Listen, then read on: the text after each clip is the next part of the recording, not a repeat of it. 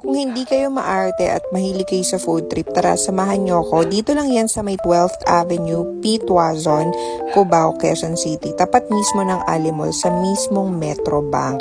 Ayan, ito yung tinatawag nilang Inagazi Sizzling Station. Sumikat na siya noon dahil sa isang TikToker. Nagtitinda sila ng mga lutong ulam pero bestseller nila dito is yung sisig.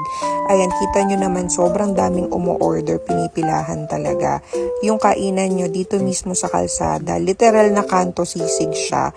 So, parang isang sizzling plate, good for two na siya. Unang subo mo pa lang, lasa mo na yung margarine ang ginamit nila. Tapos, hindi siya ganun ka-crunchy, pero alam mo na sisig talaga yung kinakain mo. Hindi ko alam, basta halo-halo yung lasa niya sa bibig mo. Hindi man siya yung legit na sisig ng Kapampangan, pero sa presyo niya tsaka sa lasa, sulit na siya for me. Yun lang. Thanks for watching and follow for more.